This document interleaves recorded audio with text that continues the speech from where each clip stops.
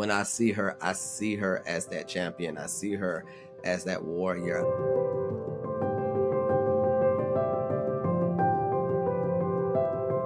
She never lost her beauty, and if I could say that she even became more beautiful after having to experience the ashes of her life.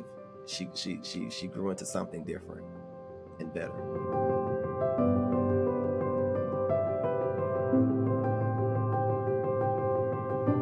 I couldn't believe it. I was in a state of disbelief. I looked over at her, Ebony, and I just instantly saw her eyes.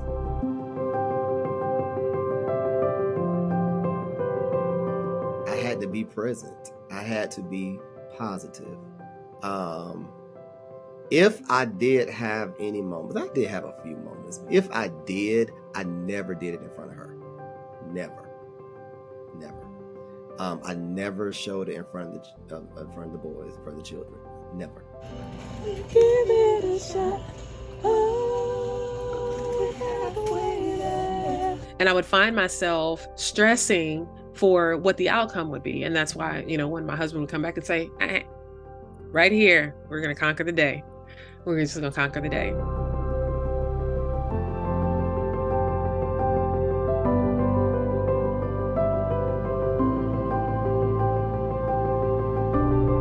She didn't really share with me the symptoms that she was experiencing, probably because like many of us, when we experience something that is not such a huge red flag that causes us, that shocks us into going to get checked,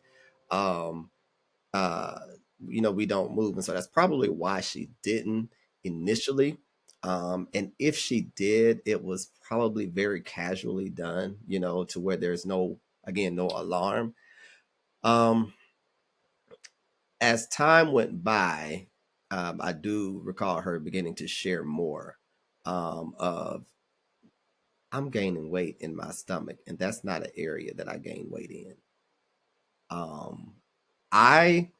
Another thing she would say about me is that I'm very observant. So I noticed she started frequently going to the restroom, right? And it would be like, as soon as she came home, or if we were out, as soon as we got home, or she came in from work, it was like immediately a race. When she then she said, okay, I'm going to go to the doctor because something is not right. But I still did not think it was a cancerous situation. It was a frustrating time because for somebody to tell you nothing is wrong and everything is not right, it brings you to a place of frustration. And it's like, well, I can't diagnose myself per se. I can't open my body up and find what's going on, but I know that there is something going on the inside, right? And so that was a frustrating time. I remember her going, to the doctor, and she would call me. She said, they're saying it's just, it's just normal. This could just happen, age, or, you being a mother, and, it's just, maybe it's the birth control, or it's something like that. Because you're like, well, wait, how did we get here? Because we checked the boxes, right? She was going to the doctor. She was seeing their urologist. She was going to, the gynecologist. She was doing everything that was right to do. And here we are. I try not to let my thoughts go so much ahead, because I'm not a worrier. I really am not. And it's not because I'm such a strong person.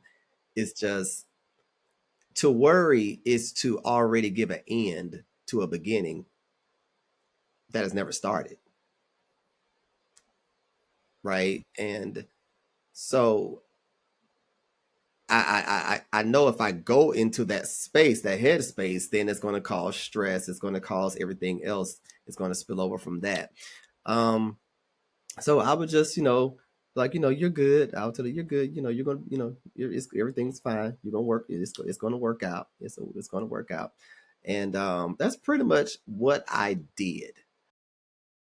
When he uttered those words, um, uh, I, I, I couldn't believe it.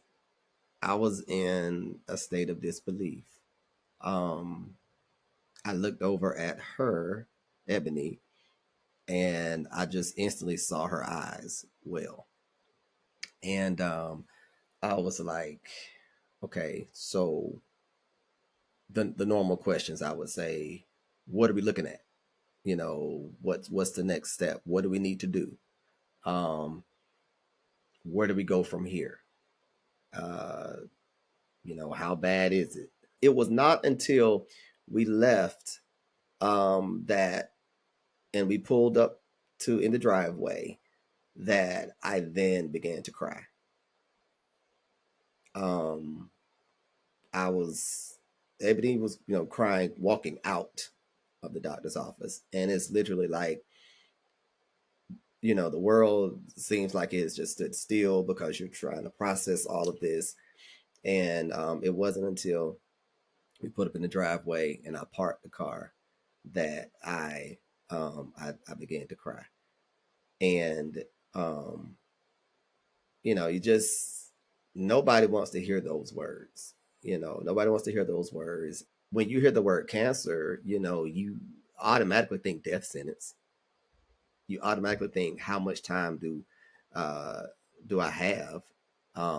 And to know that you've had people to pass away from cancer, you're like, that's just where your mind goes. The options really were, chemo, um, and surgery. That was really it. Because again, when we got the diagnosis, his words were, "It's very aggressive, so we've got to start now." Right. So we really didn't have a lot of time to. There weren't really a lot of options then, and didn't have a lot of time to play around and twiddle our thumbs and try to decide what we're going to do. It was this or that. So I did the chemo, went through that, and the surgery. You can get the neo bladder that she has, or you can have the bags attached for life. Um, and she definitely did not want to do that. It was like, again, you're 40 something years old, you're still in your prime, right? And you're like, no, I don't want to do that. So um, after doing a little research on that, and the doctor was phenomenal. The team, I have to give them kudos. They were phenomenal. They never made you feel like a burden. Very empathetic and professional. Um, and so it made the decision to go with the neo bladder. It wasn't hard because you have such a big elephant in the room, right? You cannot ignore it. You have to talk about it. You're going to talk about it. You're going to address it. You have appointments literally almost like 5 days a week. There was not an appointment that she went to that I did not go to. And it was because of that line of communication that we had. Um, and that was very important because, I mean, if you want to be a support to someone, you want to be that caregiver, your presence matters. Your words may not always matter, but your presence matters. And so that was a way of communicating through this experience, this journey, even today.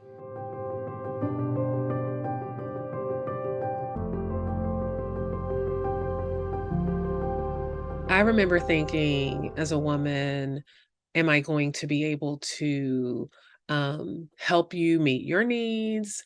Um, are you going to be like disappointed in, still being married to me, because now this, for better or worse, is looking a whole lot worse than when we started 16 years ago. I remember that headspace that she was in.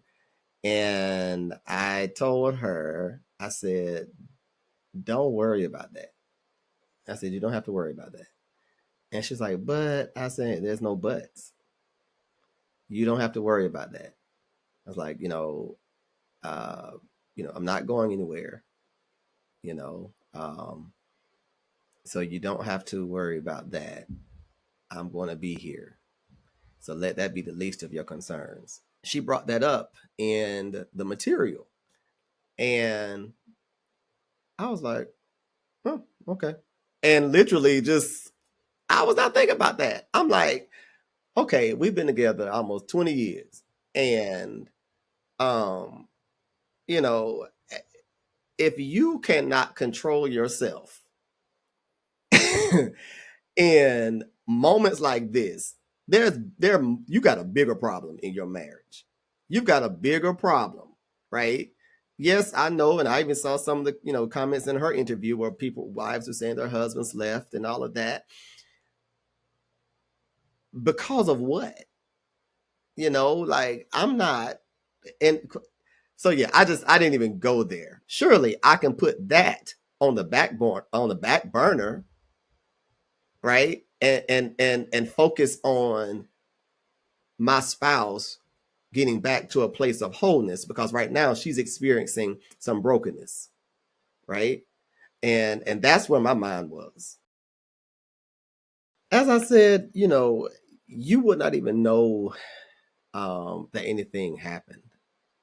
And we celebrate the days, we celebrate the anniversaries, if you will, of the journey, of that experience, because it helps you appreciate where you are. But we just celebrate, and so we continuously celebrate the milestone of, hey, this is the day that you were in the hospital. This was a day that you were, but look where you are now, right? This was a time when you could not walk by yourself. I had to walk with you, right? I had to be your support. We celebrate those things, and that helps that wholeness be there. I had to be present. I had to be positive. um if I did have any moments, I did have a few moments. If I did, I never did it in front of her. Never, never. I never showed it in front of in front of the boys, in front of the children. Never. So I I didn't have any other. I think maybe because I was present. I was doing what I should do. So I did not feel like I needed to do anything extra to take care of myself. And I had people, ask me, are you, you're okay? Be present. Be present. Um, be supportive, um, and be informed. Because it is not, it's not a cancer that is that from what I've seen that has a lot of information out about it. It's becoming more uh, more discussed now um, than it was a few years ago. But do your best to stay informed, and as that caregiver, being present. Being present, remaining positive. Um, you're not living in a space of untruth. Yes, this is your truth, this is the reality, but you really have to become selfless as a caregiver, and you have to assure that person that you are there for them, um, no matter how unattractive they may feel they are. Right, they are the most beautiful thing that has ever walked this earth. So that's what I will say to anyone who is a caregiver to someone with bladder cancer. Um, just be that reassuring individual and force in their life, that, yeah, things may change, but I'm not going anywhere. I'm not going anywhere. And you're going to be all right. We're going to be all right. It's going to be all right, and we're going to live life, and we're going to live it to the fullest, and conquer the day. Just know that, um, you're never alone. Okay, you're never alone. Lean into your peace. Lean into your peace. Lean into that. Literally conquering the day is what I told her every day of chemo. Every day. Because she had to lean into that. That brought peace, not only to her, but to me. Because I did not know, none of us knew what the outcome was going to be. We hoped for it and prayed for it to be, a certain way, but we just didn't know. Just literally conquer the day, and you will find out that you're stronger than you really thought you were.